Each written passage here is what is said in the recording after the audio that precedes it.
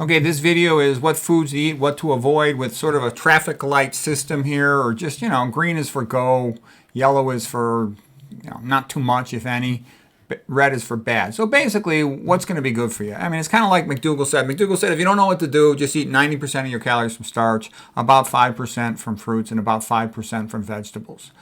I prefer to only eat organic. I know that's not emphasized by Dr.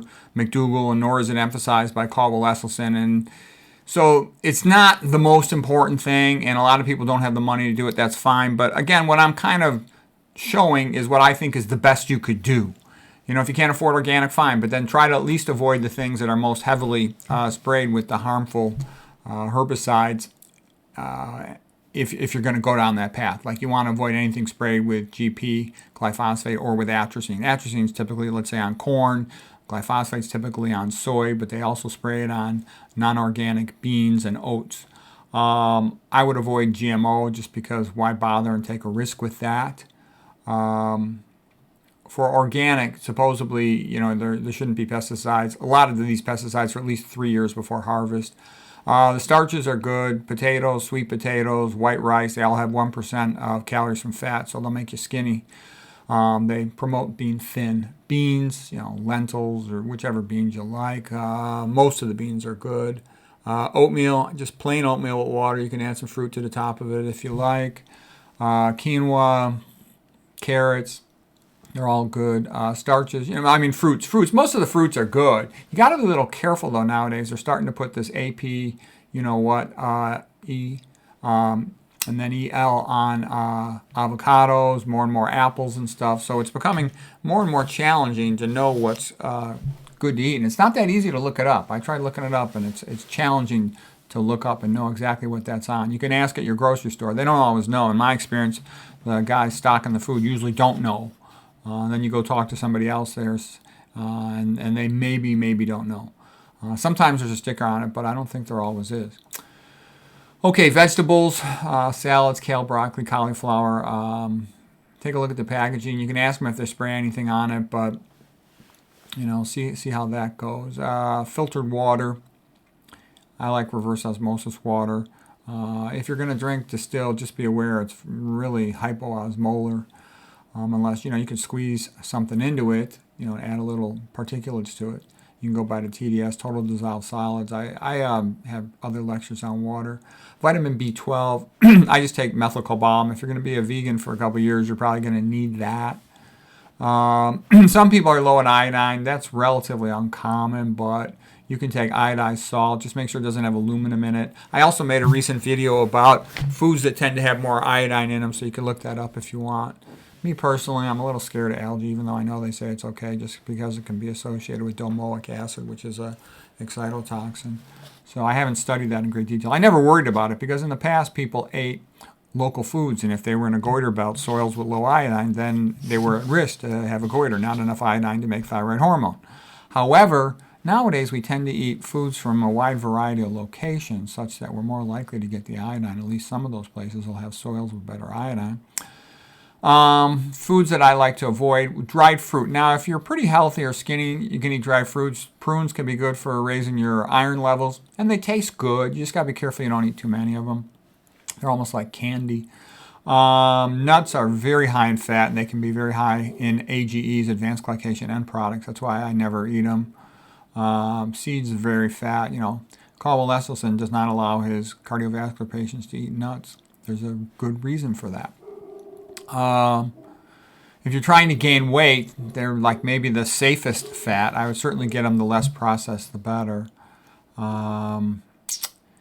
Fermented food, there's little trade-off. A small increase in cancer risk, maybe from, if there's excess salt associated there. But, I haven't found a reason to pursue them, but I know some people like them. I would not put them in the green light category. I made a video about fermented food previously. All animal foods are bad. You can't win with animal foods. There's just too many problems with them. They're all bad, and that includes fish. Fish is for chumps. Okay, eggs are for chumps. You feed eggs to research animals to cause atherosclerosis. All oils are bad, including olive oil. All foods with two or more ingredients, I wouldn't eat them because they can put stuff in the second ingredient and not even tell you. I wouldn't eat anything that's GMO. I wouldn't eat anything with this AP, you know what, E, and then another E, and then an L stuff. And it's especially avocados and apples. And some people say they might be putting it in bananas. Like if the banana's too stiff, be concerned that maybe it's got this stuff in it. The chemicals in this stuff are much worse than people realize. I looked up the chem data sheets of allowed contaminants and stuff. You'd be amazed how bad they are. Okay, alcohol, never. You should never have it. It's never good for you. That stuff in the past about 1 or 2 drinks a day being cardioprotective was nonsense. Okay, caffeine is bad for you. I mean, if you're exhausted and you have to drive, then fine, have a cup of coffee. But I think it's a bad idea to make that a habit, and especially the older you get, the more fragile you get. So the less you want to be messing with that. It basically does the same thing as stress. Increases catecholamines and cortisol, which is going to increase your blood lipids. It's going to increase your blood pressure. It's going to increase your heart rate. It's going to increase glutamine across your brain neurons, including your hippocampus. You know, it's like an excitotoxin. Tobacco is a stimulant. And they put a lot of weird things in tobacco. They'll even put MSG in it to make it taste better and be more addictive. It's got tons of problems. Carcinogens, causes hypoxia. It's bad in every way. MJ is for chumps. It can be laced with stuff and cause schizophrenic breakdowns. It's real common to have some type of neurologic problem related to MJ. I talked to a neurologist about this. Yeah, it's much worse than the public realizes. Soy is for chumps. I know it gets, it's a $1 billion industry. It gets lots of positive press. It's usually GMO. It's often processed with hexane and neurotoxin. It's goitrogenic. It can be damaging both to the male and female reproductive system.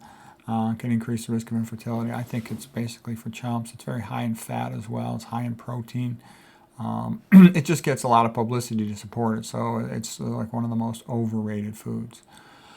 Okay, and then I even joke this is like the typical Western SAD diet, sort of like the sterilization diet. You got F- in the water, Al in the water, atrazine on the corns, powerful estrogenic, EDCs, estrogen disrupting chemicals in the water, soy, MSG and MFG contributing to obesity, stevia. These are all things that increase the risk of infertility. I would avoid all of them. Fluoride, it's bad in every way. Al, bad in every way. Flavorants, emulsifiers, and preservatives. You want to avoid all this stuff. Like I said, I wouldn't eat anything with more than one ingredient on it because they can't add anything. They're not allowed to. There's a single ingredient. Fried food, you go down the whole pathway of omega-6 oils, lipid peroxidation, toxic aldehydes, calpain-cathepsin, theory of neurodegeneration by Tetsumori Yamashima. Forget about it. You don't ever want to eat fried food. You don't want to eat anything with omega-6 oils in it. All oils are bad, including olive oil. Artificial dyes. This place, it's like Center for the Public Interest, Center for Science and the Public Interest, CSPI, net.org. They've got a nice list of the problems with all the food dyes. Iron fortified foods, I wouldn't eat those unless you're anemic, and even then I'd try to get your anemia from somewhere else. Get your iron from somewhere else, just because they sort of like, I don't know, there's different ways they can make them, but it's not always the best. What I've seen of how they fortify with iron, one food product, they were sort of like just shaving little bits of metal into it, iron metal. Okay, sweets and high fructose corn syrup, they're often contaminated with things, and they're all, well, the bottom line is I'm not a fan of this stuff, okay?